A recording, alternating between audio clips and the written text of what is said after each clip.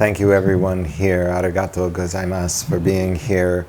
And I want to thank the Aichi Triennale and the entire team with whom it's been a pleasure to work, and extra special thanks to Hor Al-Kasami. Thanks for being here today. And special thanks also to Umemura Shoten and to Umemura-san and Yoshida-san for all their support in running this crazy kitchen that we're doing in the front. So the work that we're looking at here is a project that is ongoing. It is a project titled The Invisible Enemy Should Not Exist. And what you see in front of you are sections from 2 rooms in the Northwest Palace of Nimrud that were destroyed by ISIS in 2015. My mother's family are Iraqi Jews who were forced to leave Baghdad in 1941. And when the Iraq War began in 2003, it was the 3rd Iraq War in our lifetimes. And when the Iraq Museum was looted in April of 2003, I noticed that it was the first moment of pathos or humanity that had opened up in the war. It didn't matter if you were for the war or against the war. It was very clear that this museum that held some of the earliest examples of writing and in human history and some of the early examples of urban laws was being emptied out. And that this was not just simply a local Iraqi loss, this was a loss for all of humanity. But when people's outrage about lost artifacts didn't turn into an outrage about lost Iraqi lives, I became very angry, and I started to think about the artifacts coming back to life as ghosts in order to haunt Western imperial museums. So this is an ongoing work that will outlive me and my studio. In the 20 years that I've been reappearing these artifacts that were looted from the Iraq Museum in life size, I've only made 900 of the 8,000 that are still missing.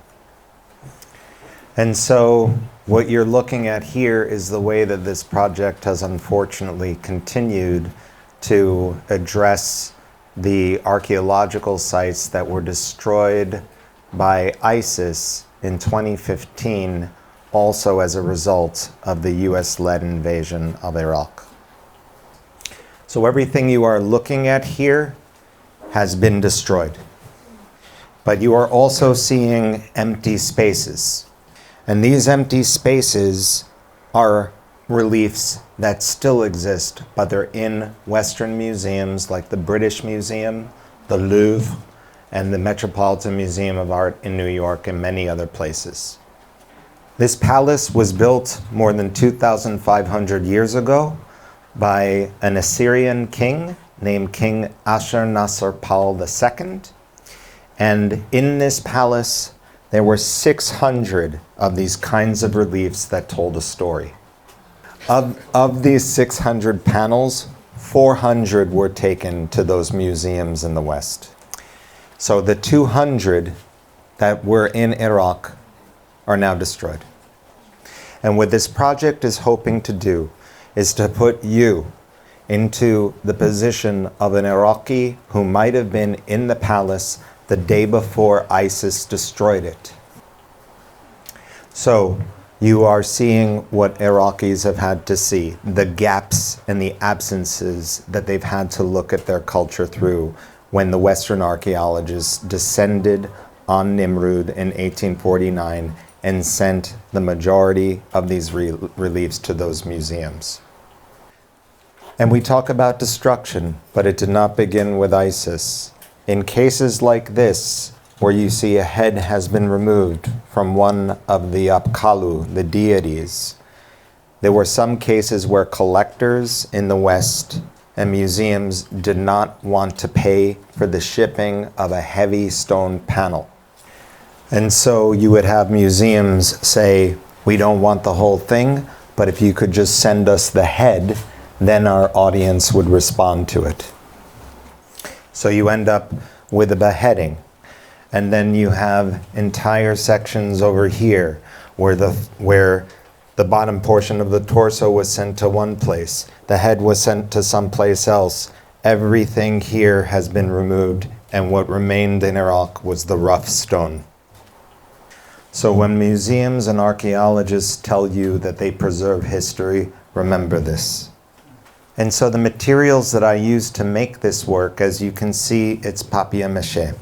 And these are the packaging of Middle Eastern foods that I use to cook for my family and also for the people in my studio. This is the way that people who have been forced to leave places, who are migrants, often feel connected to home, is by making the food even though they've been forced to leave.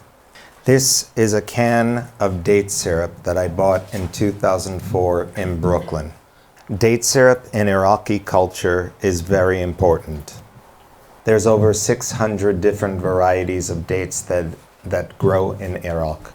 In the 1970s, when Iraq was the chief exporter of dates in the world, there were 30 million date palms in the country.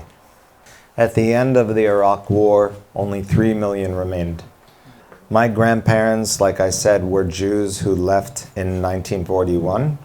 We were there for thousands of years. They called themselves Arab Jews.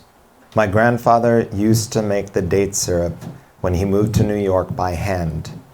When he died in 1975, he left behind an entire freezer full of the jars. When we finished the last jar 10 years later, my mother then had to buy brands at the supermarket from California or Israel, and she always complained that it was never the same quality as my grandfather's. In 2004, in Brooklyn, I went to the grocery store that my grandparents used to go to, and I saw a can of date syrup that said product of Lebanon. The owner looked at me and he said, "Your mother's going to love this. It's from Baghdad." And I said, "But what do you mean it says product of Lebanon?" And that's when he told me the date syrup is made in Baghdad, put into large plastic barrels, driven over the border to Syria where it gets put into a can, then driven over to Lebanon where it gets a label. And this was a way that Iraqis got around the UN sanctions from 1990 until 2003. And still to this day, because of restrictive import charges for security reasons, very few things come into the US that say product of Iraq. So when I reopened my grandfather's import-export business to try to bring Iraqi dates to the US that said product of Iraq, I won't tell the whole story, but I sat in a store that was empty for 3 months. So the empty store made me think of the empty museum in Baghdad. But what I did have in the store were these date syrup cans that are from other places, that say they're from other places. And I also had packages of date cookies that said they were made with Saudi dates, but they were really made with Iraqi dates. So archaeology is valuable because it can tell you where it's from. And when I thought about them coming back as ghosts, I thought they should have to wear the skin of the things that are too terrified to tell me where they're from. So one of the things I need to say in a moment like this is deep in my heart as an Arab Jew. I do this work because as a child of 2 Jews who were born in 1945 after the Holocaust, I've learned the lesson that when art is destroyed or books burn, people burn soon after. This work is not about the objects, it's about who we are as a people.